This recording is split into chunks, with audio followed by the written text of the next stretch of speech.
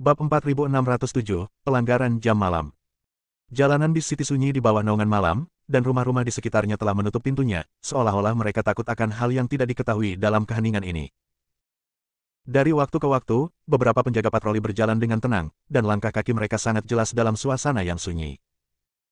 Kota binatang buas saat ini sangat sunyi, seperti binatang buas yang sedang tidur yang suatu saat akan bangun dan menunjukkan kekuatannya yang menakutkan. Namun, di jalan yang sepi ini, tiba-tiba muncul beberapa sosok. Orang-orang ini jelas-jelas sedang mabuk, bergoyang dan berbicara dengan keras saat berjalan, memecah ketenangan malam. Tuan Qiu, gadis hari ini luar biasa, dan kekuatannya tidak rendah.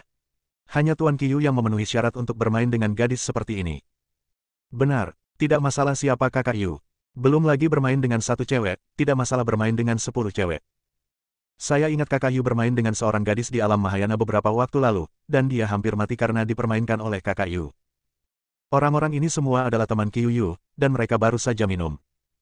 Justru karena identitas Qiu Yu, beberapa teman ini bisa berjalan-jalan dan membuat keributan sesuka hati di jalan yang sunyi ini. Saat ini, Qiu Yu begitu tersanjung dengan pujian beberapa temannya. Dia menjilat bibirnya dan berkata, seorang gadis dari alam Mahayana bukanlah apa-apa. Jika saya punya waktu, saya akan menunjukkan kepada Anda seorang gadis dari negeri dongeng. Kata-kata Qiu Yu langsung membuat takut beberapa temannya, yang melihat sekeliling dengan leher meringkuk. Apakah kamu bercanda? Berubah menjadi negeri dongeng. Apakah kehebatan seperti ini juga merupakan suatu kebanggaan? Untungnya, tidak ada pembudidaya wanita di alam abadi di kota binatang ini. Jika mereka didengar dan dihirup, mereka semua akan mati. Siapa yang berani membuat keributan di jalanan?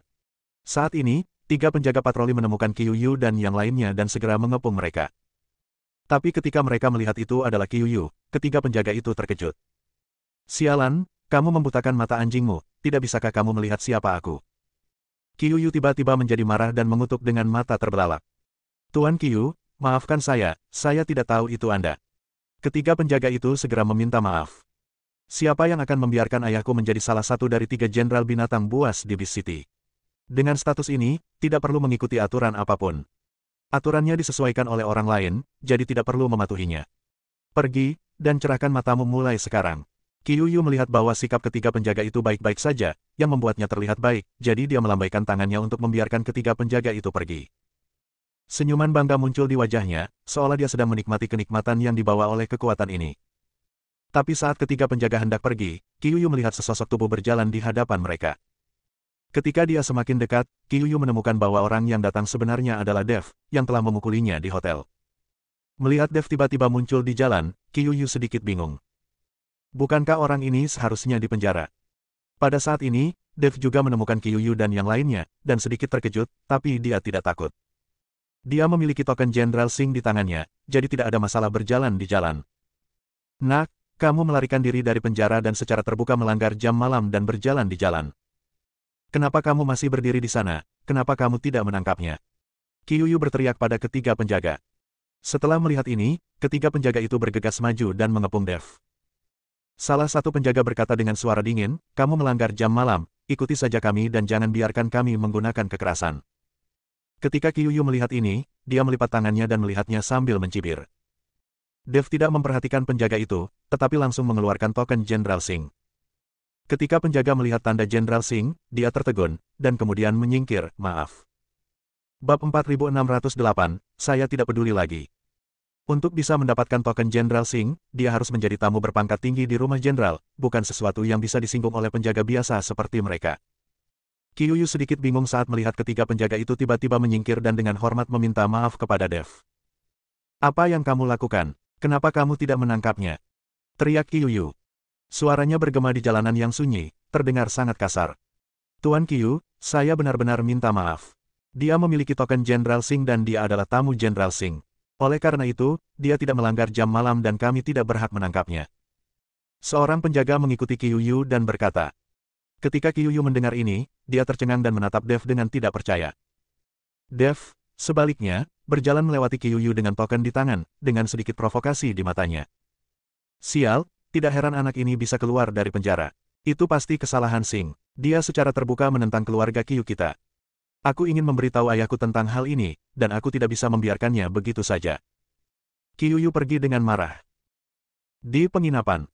Yao Mei mengikuti kakaknya yang telah dibebaskan, dan mereka berdua bertengkar. Wajah Yao Mei memerah karena marah dan dia hampir menangis.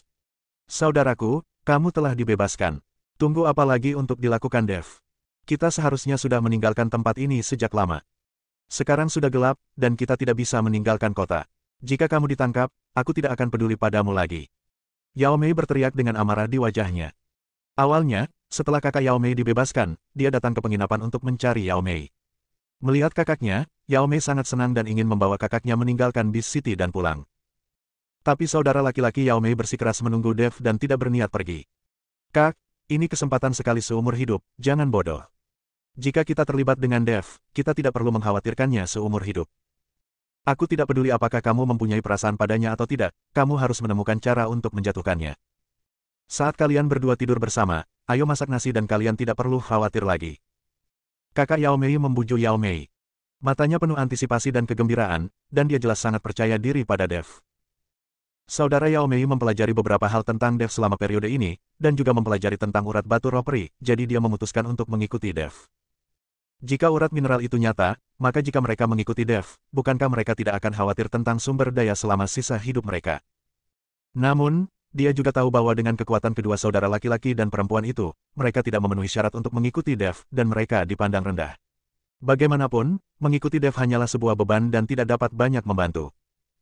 Jadi kakak Yao Mei berusaha sekuat tenaga untuk membiarkan adiknya tidur dengan Dev. Selama dia tidur dengan Dev, dia akan menjadi wanita Dev. Tidak peduli seberapa kuat mereka, Dev tetap tidak bisa menyingkirkan mereka. Kemudian Dev, saudara iparnya, akan didirikan. Saudaraku, apa yang kamu bicarakan? Apakah kamu berencana menjualku? Jadi obat apa yang diberikan Dev kepadamu hingga membuatmu mendorongku ke dalam pelukannya sekuat tenaga? Saya ingat di awal, ketika Anda bertemu Dev, Anda mengatakan kepadanya untuk tidak memikirkan saya, dan saya harus waspada terhadapnya. Yao Mei tidak mengerti apa yang dialami kakaknya beberapa hari terakhir ini, dan mengapa dia tiba-tiba mengubah sikapnya. Oh, jangan khawatir, dengarkan saja aku. Sulit bagi Yao Mei dan saudaranya untuk menjelaskannya. Lagi pula, semakin sedikit orang yang tahu tentang urat batu roh peri, semakin baik. Jika tersiar kabar, itu mungkin mengancam nyawa. Aku tidak akan mendengarkan. Lagi pula, aku akan berangkat besok subuh. Kamu mau pergi atau tidak? Jika kamu ditangkap, aku tidak akan pernah peduli padamu lagi. Yao Mei berbaring di tempat tidur dengan marah dan mengabaikan kakaknya. Bab 4609, Fantasi. Kakak Yao Mei menghela nafas dan hanya bisa duduk di samping. Kakak ini terlalu keras kepala. Aku harus menemukan cara untuk membuatnya mengetahuinya. Pada saat ini, pintu tiba-tiba terbuka. Kedua kakak beradik itu terkejut. Lagi pula, siapa yang tiba-tiba datang ke kamar ini pada larut malam? Tepat ketika saudara laki-laki dan perempuan itu bersiap-siap, tampak waspada, mereka menemukan bahwa Dev lah yang masuk.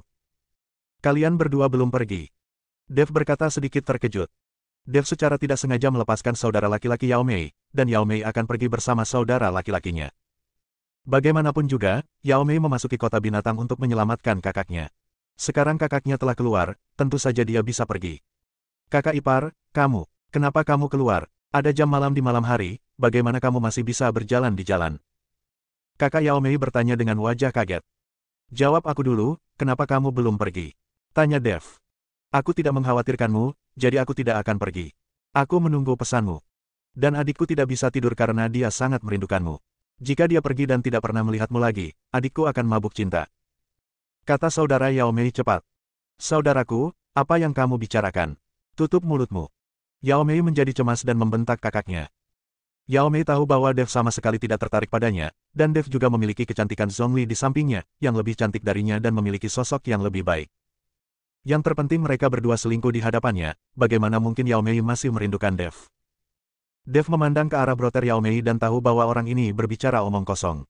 Alasan mengapa dia tidak pergi mungkin karena dia ingin mengikutinya dan melihat apakah dia bisa mendapatkan bagian dari urat batu roh peri.